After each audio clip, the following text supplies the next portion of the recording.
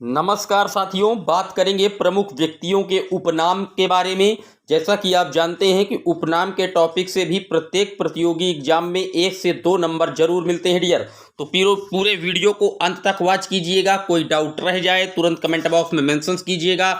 एक एक प्रश्न को शिद्दत से देखते हुए चलिएगा। हर एक एग्जाम के लिए पूरी तरीके से ये वीडियो इंपॉर्टेंट होगा। आइए शुरुआत कर देते हैं। पहला कह रहा है कि सीमांत गांधी के नाम से किसे जाना जाता है। तो सीमांत गांधी खान अब्दुल गफ्फार खान को जाना जाता था डियर।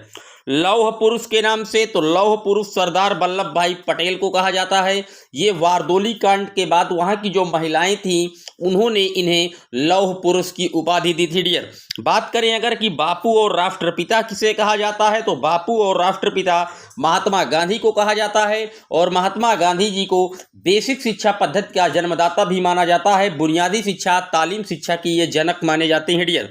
बात कर लेते हैं अगले पॉइंट की।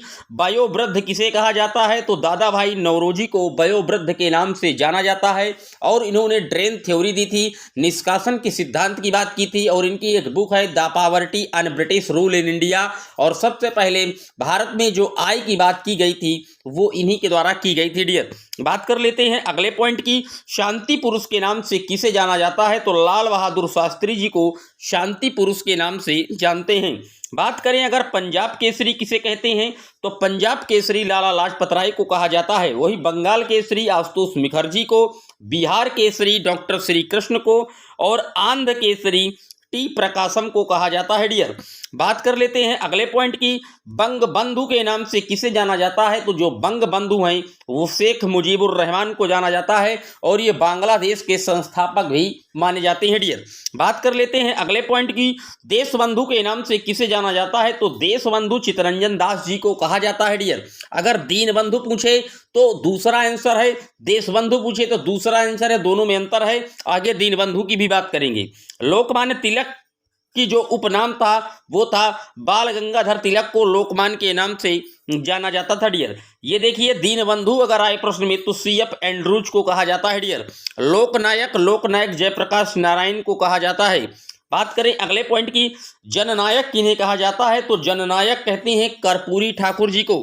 गुरुजी किसे कहकर पुकारते थे, तो गुरुजी कहते थे SS गोवलकर जी को कहा जाता था। देश रत्न व अजात शत्रु के नाम से किसे जानते हैं, तो डॉक्टर राजेंद्र प्रसाद जी को देश रत्न व अजात शत्रु के नाम से जानते थे डियर। महामना कहा जाता था मदन मोहन मालवीय जी को। नेताजी कहते थे सुभाष चंद्र बोस जी को। वहीं पर चाचा शब्द से जवाहरलाल नेहरू जी को संबोधित किया जाता था। और राजा जी और CR कहा जाता था चक्रवर्ती गोपालाचारी जी को। राजा जी भी कहते थे और CR भी कहा जाता था डियर। बात करें अगर शहीद ए आजम की किसे कहा जाता था, तो भगत सिंह को कहा जाता था। अगर कायदे ए आजम पूछा जाए तो आजम को कहा जाता था डियर। बात कर लेते हैं अगले पॉइंट की। नाइटिंगेल ऑफ इंडिया किसे कहा जाता था, तो सरोजनी नायडू को नाइटिंगेल ऑफ इंडिया कहते हैं। इन्हें भारत कोकिला भी कहा जाता है। स्वर कोकिला अगर पूछे तो लता मंगेशकर जी को कहा जाता है। अगर मैथिल कोकिला पूछे तो विद्यापति को कहा जाता है। बात कर लेते हैं अगले पॉइंट की। माता बसंत किसे कहते हैं, तो एनी बेसेंट को माता बसंत कहते हैं, जो कि एक आयरिश लेडी थी डियर। बात कर लेते हैं अगले पॉइंट की। स्वर कोकिला लता मंगेशकर जी को। उड़न परी किसे कहते हैं, तो उड़न परी PT उषा को कहा जाता है डियर। बात कर लेते हैं अगले पॉइंट की। निर्मल हृदय किसे कहते हैं, तो मदर टेरेसा को निर्मल हृदय के नाम से जानते हैं।